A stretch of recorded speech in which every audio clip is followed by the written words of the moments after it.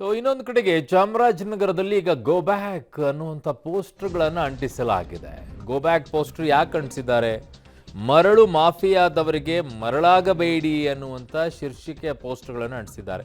ಚಾಮರಾಜನಗರದ ಪ್ರಮುಖ ರಸ್ತೆಗಳಲ್ಲಿ ಈ ಗೋ ಬ್ಯಾಕ್ ಬರಹಗಳನ್ನು ಅಂಟಿಸಲಾಗಿದೆ. ರಾತ್ರೋರಾತ್ರಿ ಕಿಡಿಗೇಡಿಗಳು ಈ ಪೋಸ್ಟರ್ ಅನ್ನು ಅಂಟಿಸಿರುವಂತಹ ಶಂಕೆ ಈಗ ವ್ಯಕ್ತವಾಗಿದೆ. ಹಾಗಾಗಿ ಈಗ ಸುನೀಲ್ ಬೋಸ್ ಬೆಂಬಲಿಗರಿಂದ ದೂರು ಕೂಡ ದಾಖಲಾಗಿದೆ.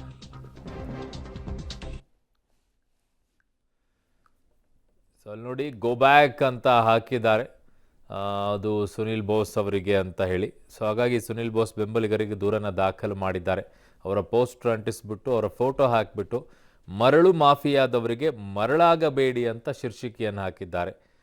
ಚಾಮರಾಜನಗರದ ಪ್ರಮುಖ ರಸ್ತೆಗಳಲ್ಲೆಲ್ಲ ಇದು ಕಾಣಿಸ್ಕೊಂಡಿದೆ. ಗೋ ಬ್ಯಾಕ್ ಯಾಕೆ? ನಾನು ಹೊರಗಿನವನ ಕಾಂಗ್ರೆಸ್ ಅಭ್ಯರ್ಥಿ ಸುನೀಲ್ ಬೋಸ್ ಅವರು ಮಾತನಾಡಿದ್ದಾರೆ. ಮರಳು ಮಾಫಿಯಾ ಕೇಸ್ ಕೋರ್ಟ್ನಲ್ಲಿ ವಜಾ ಆಗಿದೆ.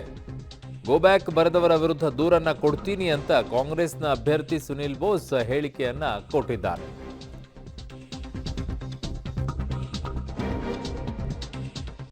ಹೋಗ್ಬೇಕಂದ್ರೆ ಏನಕ್ಕೆ ಹೋಗ್ಬೇಕು? ನಾನು ಬೇರೆಯವನ ಮರಳ ಮಾಫಿಯಾದು ಏನು ಕಂಪ್ಲೇಂಟ್ ಆಗಿತ್ತು, ಮಾನ್ಯ ಹೈಕೋರ್ಟ್ ಅದನ್ನ ಅರ್ಜಿನ ವಜಾ ಮಾಡಿ ಇವ್ರದ್ದು ಯಾವುದೋ ಪಾತ್ರ ಎಲ್ಲ ಕ್ಲೀನ್ ಚೀಟ್ ಕೊಟ್ಟ ಮೇಲೆ ಇನ್ನು ಮರಳು ಮಾಫಿಯಾದೆಲ್ಲ ಬರುತ್ತೆ. ಏನು ಕಂಪ್ಲೇಂಟ್ ಇತ್ತು ಅದು ಮಾನ್ಯ ಹೈಕೋರ್ಟ್ ಅದನ್ನ ವಜಾ ಮಾಡ್ತಲ್ಲ, ಯಾರು ಮಾಡಿದ್ದಾರೆ ಅನ್ನೋದು ನಾನು ಚುನಾವಣಾ ಆಯೋಗ ದೂರು ಕೊಡ್ತೀನಿ. ಯಾಕಂದ್ರೆ ಅವರು MCC ಹೇಳಿದ್ದಾರೆ, ಮಾಡಲ್ ಕೋಡ್ ಆಫ್ ಕಂಡಕ್ಟ್ ಅಲ್ಲಿ ಏನು ಗೈಡ್ಲೈನ್ಸ್ ಫಾಲೋ ಮಾಡಬೇಕು, ವೈಯಕ್ತಿಕವಾಗಿ ಯಾವುದೇ ಡ್ಯಾಮೇಜ್ ಮಾಡಿಗೆ ಅದನ್ನು ಕೂಡ ಇದೆ.